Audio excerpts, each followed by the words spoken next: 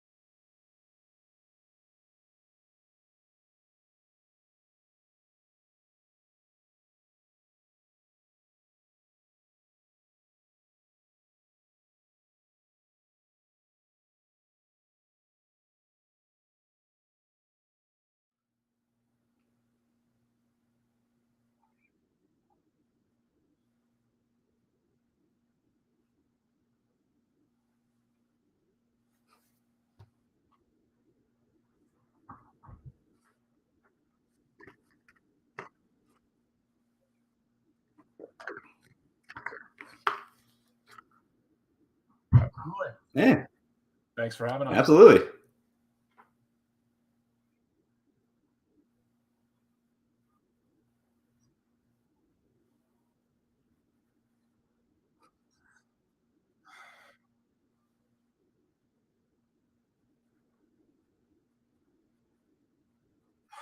Okay, well, I wasn't in the band. I should qualify that. I actually didn't join the band until 2014.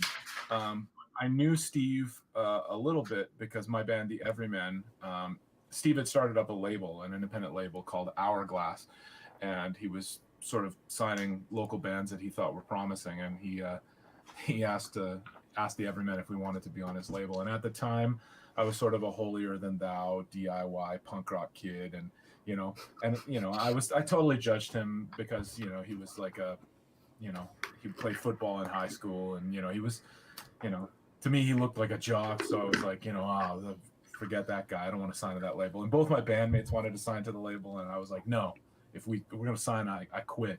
It was a total dick move. I was a total prick about it. But then over the next few years, he and I actually became friends because I was putting on shows, local all ages shows, and I had a PA. I was doing sound for any all ages promoter for like dirt cheap. And so we had this kind of rule that it would cost this much, and then if the show did well, then you had to kick us something extra, because like it was a very minimal fee for doing sound for a whole night. And Steve was one of the only promoters that we dealt with that actually ever did that, that actually ever gave us a little extra money when the show did well. So he and I actually developed a pretty good relationship. Belvedere started in 95. I met him in, I want to say 93 or maybe 94.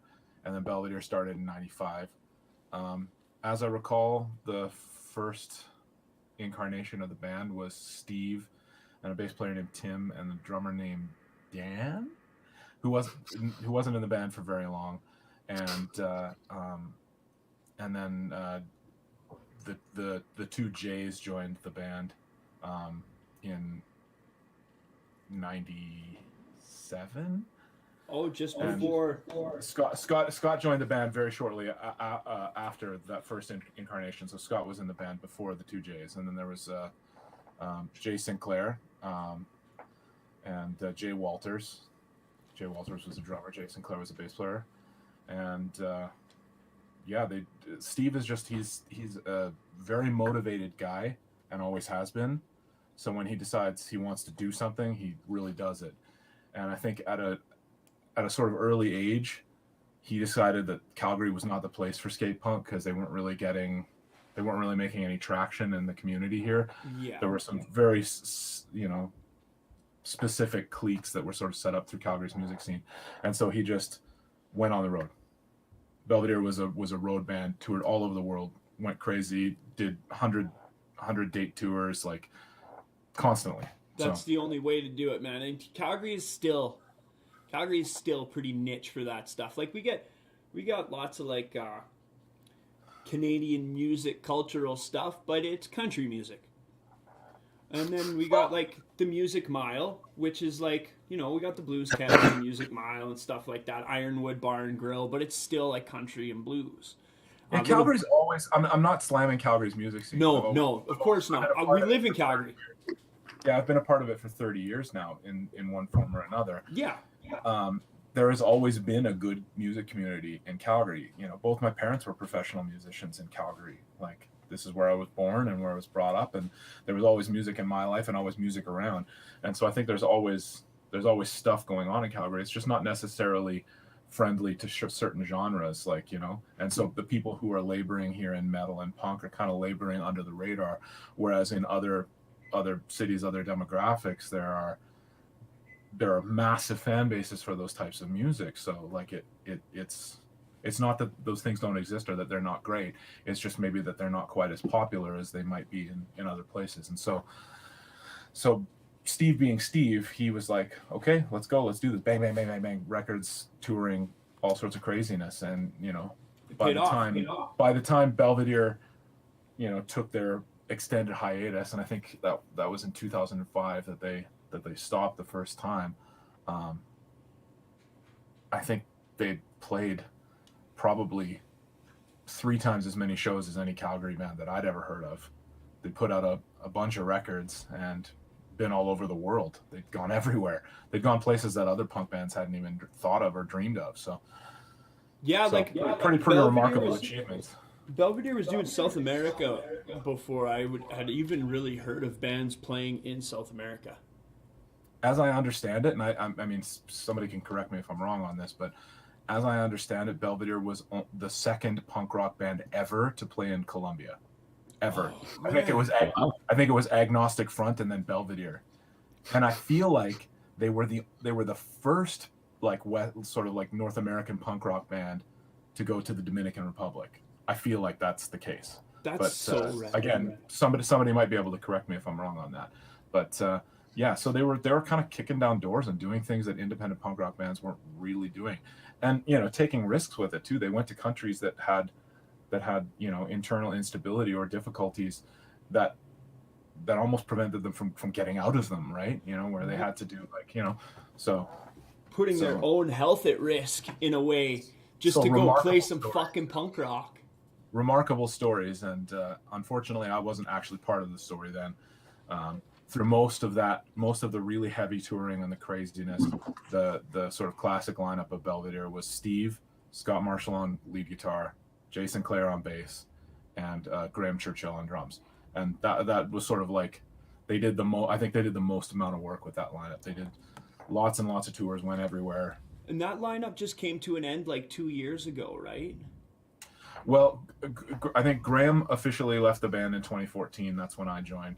Okay. He had, I mean, he's, first of all, let's give props where it's due. Graham Churchill is an incredible drummer and an incredible guy, and I've always had a remarkable amount of respect for him. So it was they were big shoes to fill, but he has children and family stuff and other obligations, and he lives in a different city. So all of these things sort of complicated the soup, so that it just wasn't feasible for him to do anymore. So he stepped away.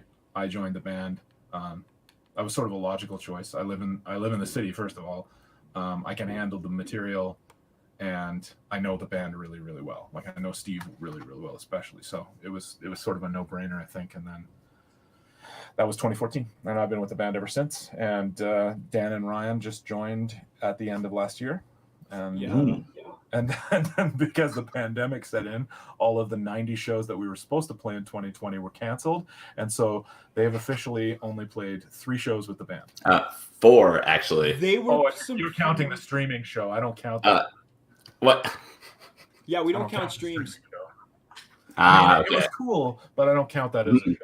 I mean, it's an interesting thing when the second show that you play with a band is in front of 35,000 people. You'd have to ask Dan how that feels. Yeah.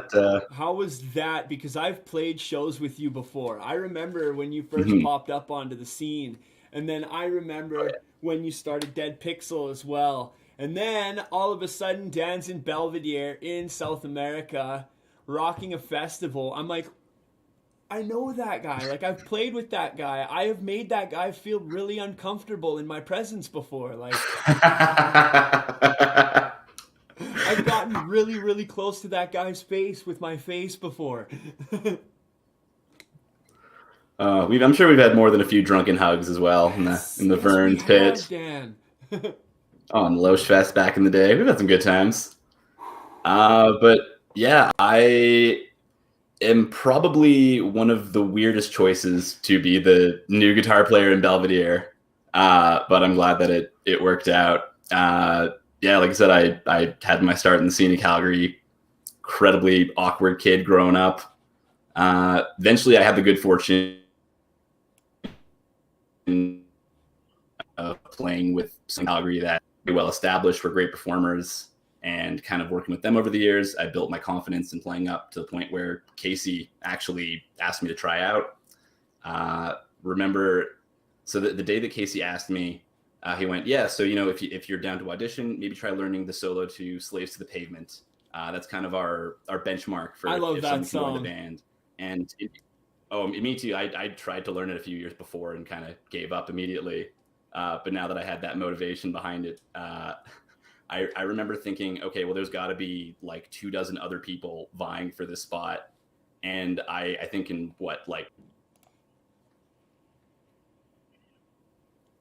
I think it was less. I think it was less than one day you sent a video of Slaves, and then you started sending other videos. Like you were really proactive, and I think that's part of why like Steve was like, okay, well this guy's putting in the work, you know. Mm-hmm. I mean, I don't think you're a strange choice like overall. I mean, you were already playing in punk bands in the scene. You were already doing it. You already proved yourself to be somebody who isn't just like going out to get wasted at the show every time. I've seen you drunk before, but I've also seen you responsible and play and put all that in. So it makes sense to me, being a totally outside individual on the situation. Yeah, I think Belvedere is a serious band in the sense that, like, you know, what we leave on the stage has to be like up to par. Like it has to be up to our level.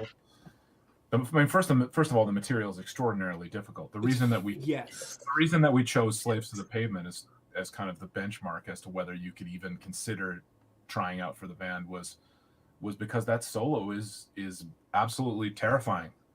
It's a monster piece of music, and that was Scott Marshall. Scott Marshall is an unbelievable guitar player. He's so good, and it was a joy to play with him. So, you know, somebody has to live up to that. Those are really big shoes to fill. And one of the things that Dan brings to the table is like he is a really good soloist. In fact, it's probably his strength as a guitar player, is that he has a really good sense of solo composition. And so those things, I think, kind of come a little bit more quickly and a little bit more naturally to him. And as a result, he kind of writes good solos. The other thing too is that he's a jazz fan, and Scott Marshall was also a huge jazz fan. In fact, Scott Marshall plays jazz guitar all the time. And so being that that's the case, I think there's a similar melodic sensibility that kind of informs the way that they perform lead guitar, which is that they draw from things that punk rock doesn't normally draw from. And I think that's kind of a logical extension. I think it's definitely a good thing to have. I mean, and again, the serious mind, like, you know, it's not that you can't party when you're in Belvedere or whatever. But you work first. You can't party until after the show. Like, and you do that. Mm-hmm. I've seen you party your ass off. And I've definitely had the mentality of, you know, the music comes first. Like I've wanted this to be my career for like ever since I picked up a guitar. And I just, you know, as I got older and I realized that if, you know, playing music is fun as shit. It is the most fun I've ever had in my life, but I also want to do this professionally. So, and it's hard, man. You know, it's difficult. But basically like 4 months, like basically right after I joined the band, I'd had a couple like full band jams with Casey and Steve, and then they sat me down after and they went, "Hey, just want to let you know, we got a really big show coming up." And then that's when they told me about the Altavoz Fest in Colombia. Well, that was that was like the first question Steve asked me. Do you have a passport? Are you able to travel? Yeah. Do you have a criminal record? I was just gonna say that. Do you have a criminal record and a drug addiction that we might need to know about? You cannot tour internationally with, like, you know, no criminal record. Criminal record. It's not feasible. It's not viable. No, because you can get into places. It's not a judgment call. It's nothing like that. It's just about what we can logistically do as a band. But anyways, it's absolutely that mentality of, like, you know, whether it's 100 people or 35,000 people, they get to party before we do. That's how I feel about it. I mean, for me, that's an easy thing to say. I don't drink. I don't smoke. I don't do drugs. I'm like the most boring guy on the planet. You know, I like comic books and video games, and that's pretty much it, you know. Honestly, and I'm old enough now too that, like, you know, I take a bath after the show. I'm not partying. I'm like peppermint oil and like trying to, like, you know, get my muscles to loosen up because, you know, I've been playing an hour-long set of at 100 miles an hour. Yeah, that are 250 beats per minute, double time. You know, like that gets pretty taxing when you're my age. But still, even if you are a person who drinks, I think you can respect that central ethos, which is that the fans get to party before you do. Doesn't matter how many people are there. You leave it all on the stage, and then you can do what you feel, because that's what we're there for. We're not there to drink the local microbrews. Like, You know what I mean? Like, we're there. I mean, that might be an ancillary benefit for some of us, but that's not why we're there. We're there to play the show first, and then whatever. You wouldn't go to like your regular 9 to 5 job drunk, start pounding fucking beers before you get to the most important part of your day. So why would you do that for any other job, you know? And as Casey, as far as that goes, like I aspire to be that soon, you know, to not need anything to be content, you know, to not need to go out and fucking party and get my emotions fucking validated and drink and consume, you know, just to feel better, you know. I aspire to that for sure. I don't drink anymore, but I do still indulge in my chronics. I should probably add the qualifier. When I said that I don't drink, smoke, or do drugs, it's not like a. No, that's not a judgment call at all. That's just your preference. Not at all. I have absolutely no problem with those. I got lots of friends that are sober I've always too. been that way. Like I this is the way I've been since I was young. You know, I stopped all that stuff at a really young age. So respect. So all my time in the punk scene has been like this guy. And, you know, I've been sort of associated with straight edge indirectly as a result of that. And I don't really like, I've never really used the term to describe myself. I'm not dissing anybody in straight edge because I have lots of friends who are straight edge. Same. And it works for them. It like makes their lives better. But I think anytime you take something that is essentially a personal decision about how you interface with the things that you do in your life and start ramming it down other three people's throats, that's just bad. That's just wrong. It doesn't matter what it is. It doesn't matter whether it's politics or religion or theology or whatever. It always ends up the same way, which is that like people feel like they're being boxed and put into corners and prevented from being who they really are. And as far as I'm concerned, punk is actually about being who you really are and letting everybody else be who they really are, without impeding anybody else's freedom. So like, yeah. Mm-hmm. So I definitely have no judgment about it. And if having a little bit of a drink after work is what, you know, helps you get through the day, especially in times like these. Oh yeah. No drama. Yeah, you do your thing. Yeah, exactly. As long as you're not like destroying your life or hurting yourself, whatever it takes to get through the day, man, get through the day. Yeah, like I said, especially in these times. Yeah. Okay. Well, you know what? We're on the raggedy edge right now. Let's go on to the music here. Let's start with you, Dan. What are your favorite songs to play? What was your start with this? What was your favorite Belvedere album? So this might be a little bit of an embarrassing Belvedere fan fact, but I actually didn't really start getting into Belvedere until around the time I met Casey in about 2014. And that was actually, I think I had met you just after you joined, and I'd seen you play in The Evidence before. I remember. And I was like, yeah, you know, I'm gonna check out his stuff, and that was Revenge of the Fifth. I'd gone back and listened to Fast Forward to the Tape and super into that. Revenge of the Fifth came out a few years later and got absolutely hooked on that album. Ended up going back and listening to, you know, the back catalog. But Fast Forward and Revenge of the Fifth have a very special place in my heart. Fast Forward was ripping. I was actually listening to that this morning when I woke up. I was up at like 8:30, totally stoked for this today, just getting all my stuff together. Your favorite songs? It definitely has the most fun songs to play. I just like going fast, man. Anything fast, and I'm fucking sold. Like as soon as my heart beats at 200 BPM. I should probably go get it checked out. Get that checked out, yeah. But whatever, okay? It's my life. What's your favorite songs to play, Dan? Definitely Slaves to the Pavement. That one, Years, Shipwreck, and Three's a Crowd are probably the absolute favorites of mine to play on stage. You were saying Elephant March is your favorite off the new album, too. Oh, yes. That's a fun one to listen to, man. That is some bouncy-ass carnival music for sure. Thank you. That one is a bit of a baby of Casey and myself. Good job, you guys. Basically, good job. Thank you. When basically COVID kind of hit, we had Ryan coming into town. Ryan lives in Toronto, our bass player. And basically we were getting ready to jam for the first leg of tour. And that's when everything started shutting down in Canada as far as live music. And that's when we kind of started, kind of throwing around the idea of recording, and, Ryan's here, so let's do some writing. And I kind of came up with something bouncy and fun. Showed that lick to the band.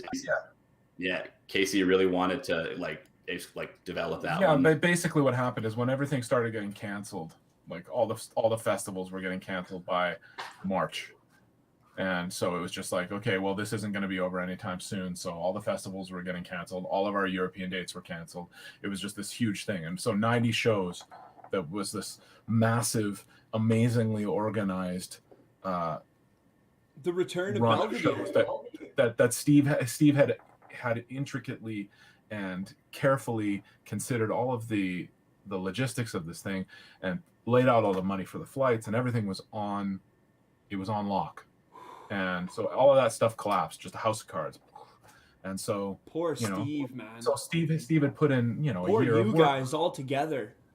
Yeah, but really for me it was I was like, yes, I'm super bummed, but like, for Steve it must be double the disappointment, because he put in so much work, because he was, carrying the debt of all these flights, that shows that we were supposed to play we're going to pay for. So it was a lot of stress for Steve and a lot of stuff for him to hang on to. So I was basically like, you know what?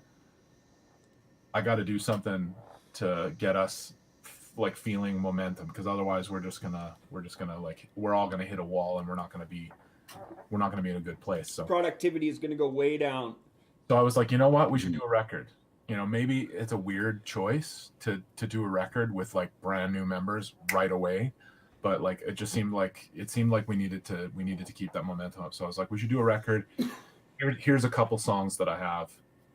Let's use that as a jumping off point, and then everybody started throwing ideas into the pot, and that's what happened. I mean, Dan came with the intro and the verse riffs for Elephant March, and I was just like, okay, this is cool because this sounds a little jazzy, which brought is like the heat, Dan. It's got that sort of jazzy element, and it manages to be like super ripping at a relatively moderate tempo for Belvedere, right? Like, so I was like, this is going to be a cool, different kind of vibe. So I was like, well, let's explore that jazz angle a little bit. So I was like, well, let's do it with like a sing Benny Goodman orchestra style intro, that yeah, buddy. Like, let's just do it a little faster. Let's bring all of that swing, big bandy vibe into it. We'll use all the odd little moding, and take it that direction. And so we were able to sort of like hone it, and everybody contributed to that. It wasn't just Dan or I. I mean, we wrote the parts for that song, but like there was a lot of arrangement choices that were made by Steve. Obviously he wrote all the vocals, and so everything was organic and sort of came quickly on that song. And I think it was probably the third song that we had sort of sketched out, and it really hadn't changed all that much since then. So some of the songs took more workshopping. A couple of the songs actually ended up on the cutting room floor, but like we did a lot of work to ensure that this record was the best possible record, because I think we had a lot to prove, not to the world necessarily, but to ourselves, that like this is still a viable enterprise, even though we lost all of these shows for the year. Like we're still moving. There's still forward momentum, and I think that it worked to that extent. Hell yeah. Dan, how did it feel to have one of your songs released as a single like that? So I mean, way back when we were, well, not just your song, but how did it feel for that? You know what I'm saying. I'm saying. Like, oh yeah, for sure. I mean, it was just that was the one that I was like, man, I really hope this one ends up being the single. But I knew it was kind of like a longer song, so I didn't think it would. And then when they told me that, it's single number 2, I was absolutely stoked. This is this is like the most I mean, Good Grief Retreat is, Good Grief Retreat is fierce, man. That made Propagandhi shed a tear for sure. But like these two songs are already dwarfed anything I've ever done musically by a significant margin. So it's just it's amazing. I'm so happy for you, buddy. More. Yeah, lay it on me. No, I just mean there's more songs coming out. Yeah, I know. How many songs? On the record, there's 13. How many? 13 on the record, and there's I think 2 more singles being released before the album drops. So. Ooh, 13 songs with 4 singles. Any plans for a video?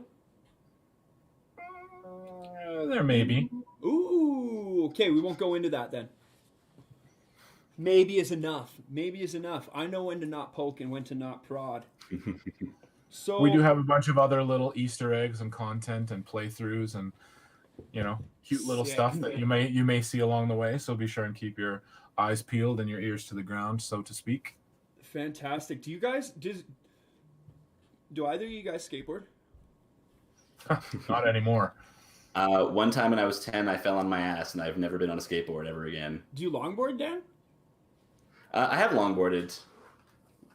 We should go. I'm not very good at it, but I can at least navigate my way through sometimes. We should go for a rip down by the river this summer, buddy. Oh yeah, bud. Let's go for a rip. I'm down for that. I don't even play soccer anymore. I used to play soccer and do a bunch of stuff like that. But like I broke my hand in 2004 playing soccer, and I was like, okay, we're done with this. So the idea of like breaking a wrist or an ankle while skateboarding is like, You're a drummer, man. Well, I mean, I'm pushing 50, brother. I can't. Really? You look like you're fucking 38 tops, man. Well, I appreciate it, but I'm definitely not. Like even not just smoking and not drinking. The other day, I woke up and I was like, "Oh my god, my shoulder! I didn't even do anything. I just slept on it wrong or something." I shouldn't have slept for that extra 15 minutes. Yeah, it's those kind of things now where you're just like, "Where the hell did that pain come from?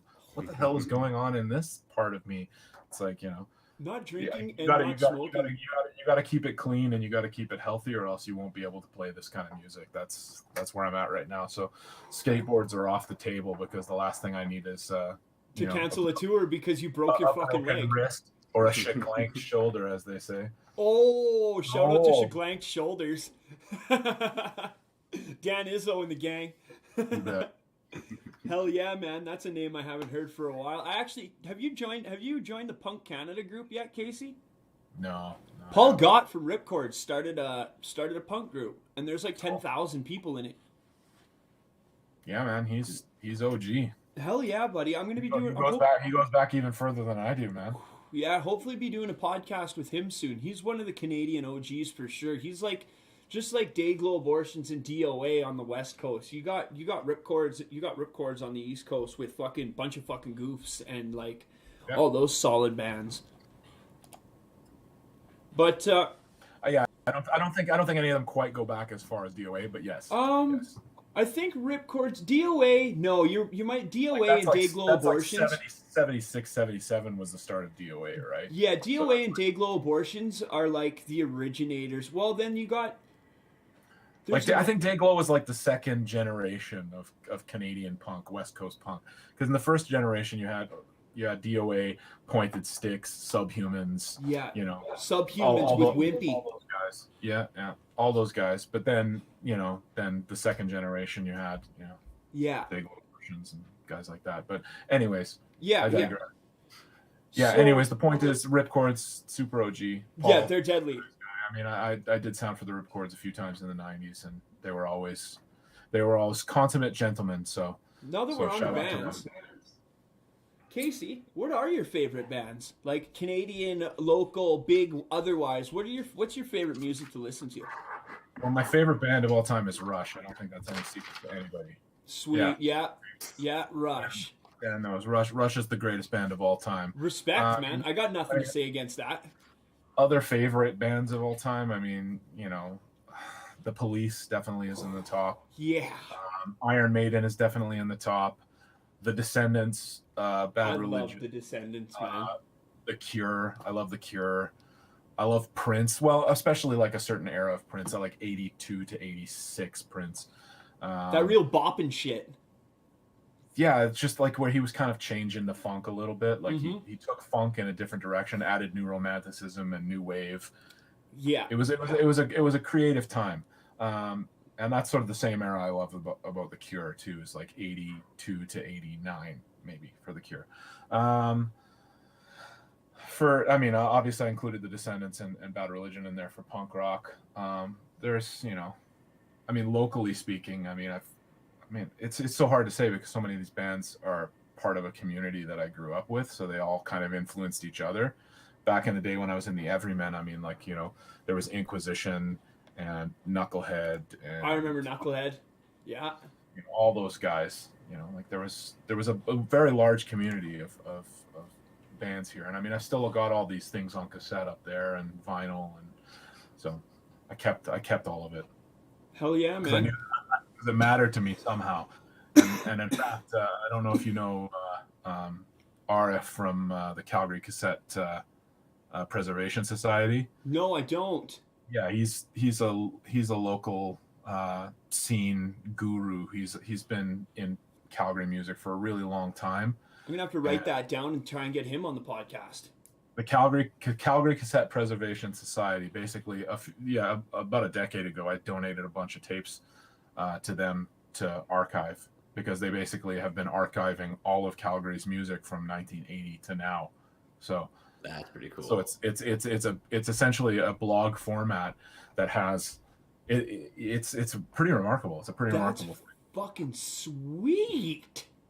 So, you know, you want to find, I don't know, the Day After Tomorrow band's demo cassette or Chapter 16's demo cassette from 1996. You can go and find it on there. It's been digitally uploaded. You can find it all in MP3s. So rad. Non-profit, you know. So AKA. rad. It's all there. I mean, and not just punk stuff, all the other stuff too. And I mean, you can go back even further than my era. They have, like, you know, the Color Me Psycho stuff, all the Metanoia stuff from the early 90s, the Golden Calgarians from the mid 80s, you know, Ninth Configuration, Field Day, Beyond Possession, Field Day, John Hebert. You bet. Hell yeah, man. That's awesome. All the Calgary music. Dan, same question. Favorite bands, man. What are you listening to right now? I mean, that's a good question. So I've been trying to listen to a lot of the bands that we were supposed to tour with. So I've been listening to an absolute ton of Direct Hit. Turns out I love them so much. They're basically Less Miserable from America is the closest description I can think of. No way, Less Miserable fucking slays. But they've been around for a very long time. I've been getting into a lot of bands like Masked Intruder. Yes. It's just absolute catchiest shit I've ever listened to in my life. If you like Masked Intruder, you should check out the Methadones. Methadones, eh? Yes. If you like Masked Intruder, here's a shout out to Scott and Jay, formerly of Belvedere, have a band here in Calgary, and Dean from my old band, The Evidence. They have a band called Fizz Gigs, yes. and the Fizz Gigs are awesome. They're they are.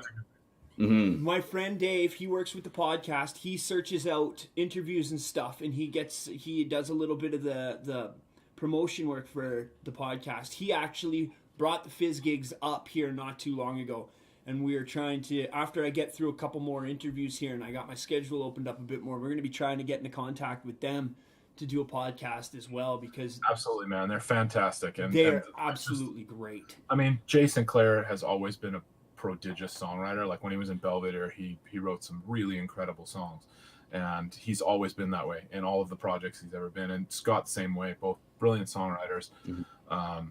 And the songs are they're so good, so they catchy. Are, man, so melodic, but they also have this level of sophistication underneath them that, like, maybe only a musician could appreciate, but it's all there. Like, they managed to put it all in this, like, perfect little package, and I know that they're working on new material now too. So it's not even definitely just something great, to keep your ears peeled for. Not even just great pop punk. It's great music. Period. It's very, very well done. A very great listening experience altogether, and their music videos are fucking great too.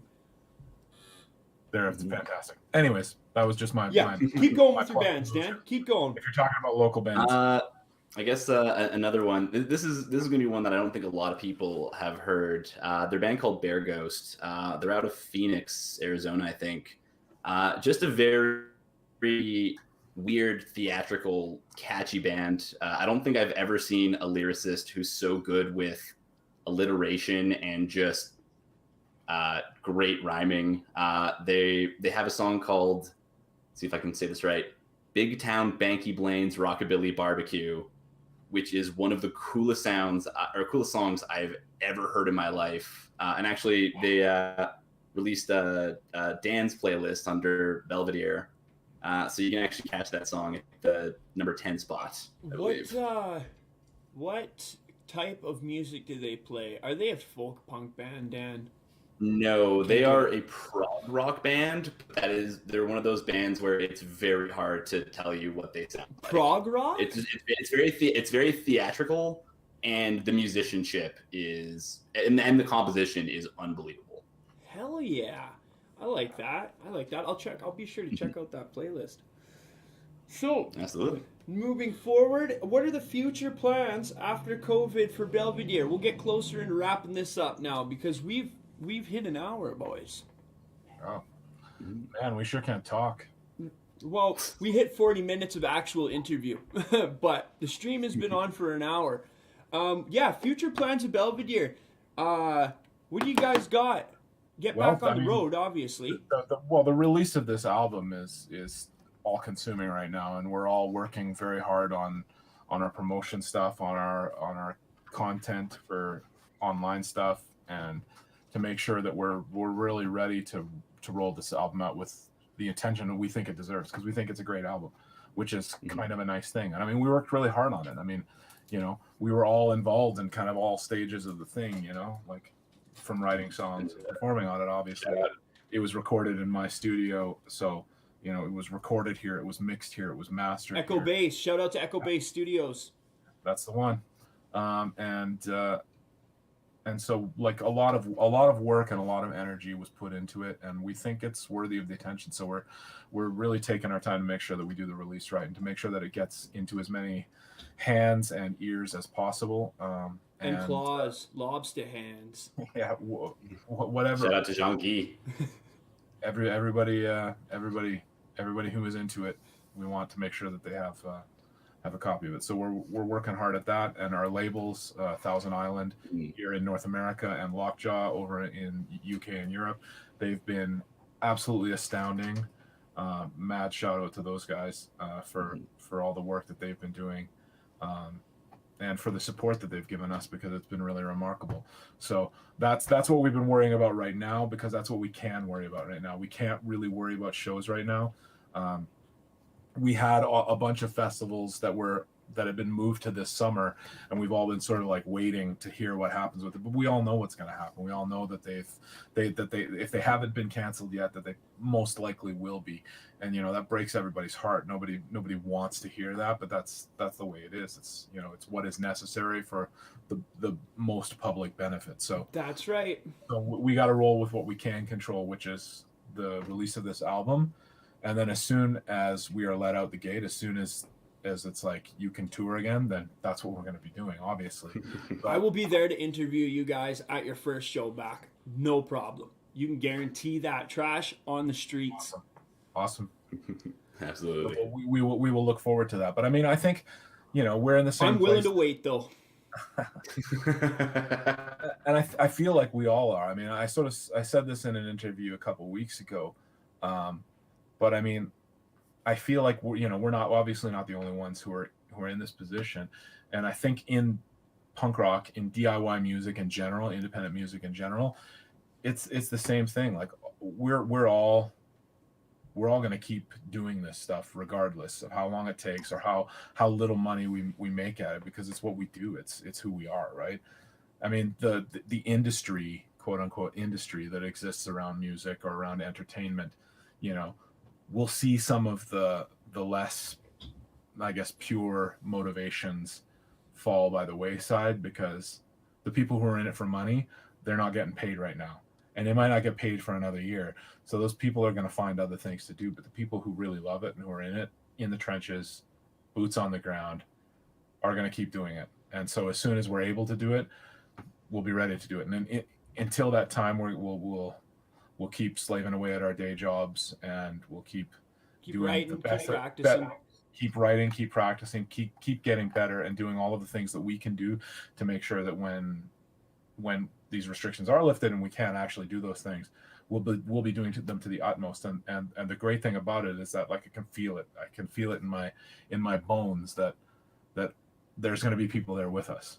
Like, no matter what, that when that stuff happens, there's going to be other bands, there's going to be fans, there's going to be people doing interviews and podcasts like you. There's going to be people who are writing zines. There's going to be people who are, doing graphic art or video work or whatever. There's going to be all these people who do what they do because they love it, who are, all in.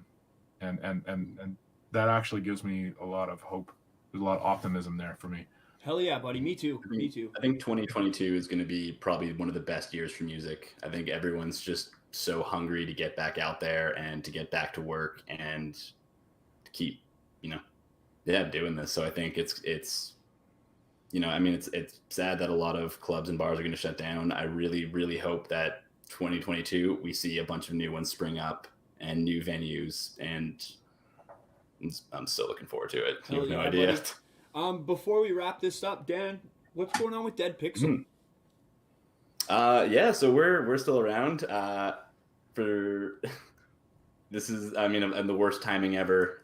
We released our second album, Strut Your Stuff, in March 6th of last year, and 3 days later they shut down all music in Alberta. And so if you're a fan of the new work on Belvedere, check out Dead Pixel.